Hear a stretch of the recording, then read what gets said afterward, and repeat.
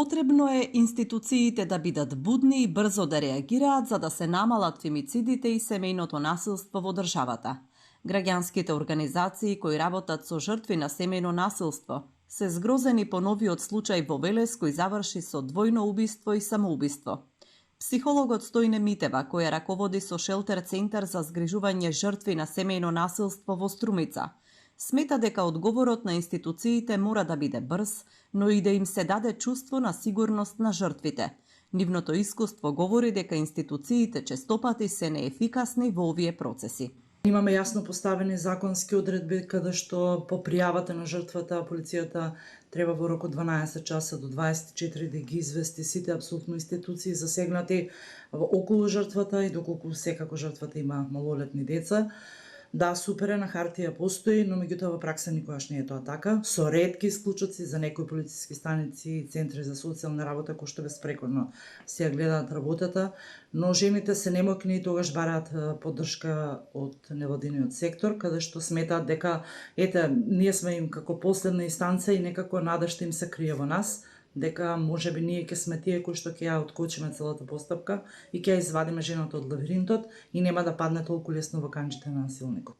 Случајот со убиството на младата Росица од Велес укажува дека системот затаил, бидејќи по серија пријавувања во неколку месеци, девојката не можела да живее спокојно. Била тепана, вознемирувана со повици и фотографии, јавно понижувана со навредливи графити. Автомобилот на татко и бил запален и покрај се, убиецот останал на слобода за целото време, малтретирајќи ја во секоја укажана прилика.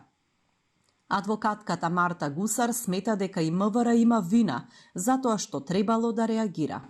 Постојано пријавувала жртвата, постојано имала поплаки дека се случува нешто, меѓутоа ниту МВР претпоставувам дека не побарал од обвинител и притвор, ниту па некако го тргнале од домот на самата жртва. И најчесто кога станува збор за вакви ситуации, МВР исклучиво постапува само по КЗ, односно по кривичен законник. Има и друг закон кој што може да се применува и да се спроведуваат мерките. Гусар сведочи дека имала клиентка која не можела да пријави насилство, бидејќи во полициската станица не ја примале. Гевгелија во ниту еден момент не ја прима, полициската станица не ја прима да даде изјава, односно дали ќе биде поплака, дали ќе биде пријава. Во секој случај не ја ни прима во полициската станица за да даде било каква изјава, да го пријави настанот. Требаше јас на полноќ, буквално во 11:30 на полноќ, да вртам на 192, односно 112, од тука да кажам што станува, дека имам проблем, дека јас сум во Скопје, жената е во Гевгелија, да ме упатат, да ме приклучат, односно да ме поврзат со полициска станица Струмица, каде што дали сменоводител, значи не знам кој беше на смена во тој момент, кој што тој ја отвори пријавата од Струмица затоа што Гевгелија не сакаше.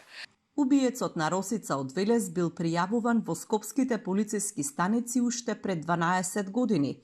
Хелсиншкиот комитет за Телма потврди дека имаат информации за 4 други девојки, кои од 2013 година наваму го пријавувале истиот човек дека по завршувањето на врската продолжува да ги малтретира, да ги следи, да им се јавува или да пишува навредливи пораки за нив и нивните блиски на јавни површини. Една од девојките за слободен печат раскажала и дел од тортурата што ја преживувала со Илија, со кого била во врска околу 1,5 година во периодот 2013-2014 година.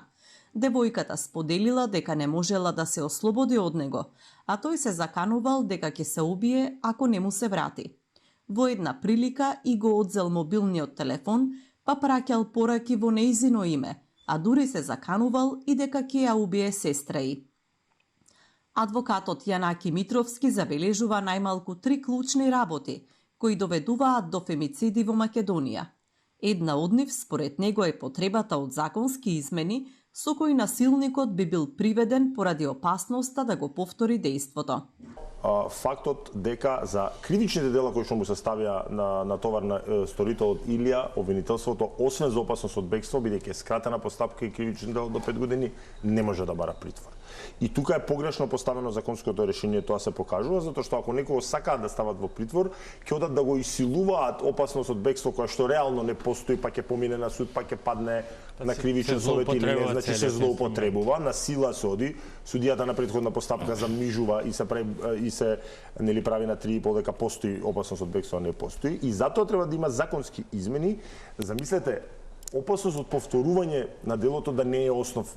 Што е битно дали е скратена постапка или не е скратена постапка. Да имаш опасност за повторување, верувајте дека секој совесен обвинител во Велес нели таквите се, дека господинот ќе беше во притвор. Митровски смета дека голем проблем е и недостатокот на судии и помошен кадар поради што се одолговлекуваат судските предмети. А како посебна рана на целиот систем ја посочи партизацијата на институциите поради што се намалени надзорот и одговорноста. Инаку, статистиките на фемицид во државата се растечки и загрижувачки. Иако официјалните податоци не постојат, околу 30 на убиства од интимни партнери во последниве 6 години влегуваат во категоријата фемициди. Последниве 3 години имаше убиство на жена во Шутео Ризари во Скопје, во Штип, а во јавноста одекна и свирепото убиство во Кочани, кога маж со околу 40 убоди од нож ја усмрти поранешната партнерка пред нејзиниот дом.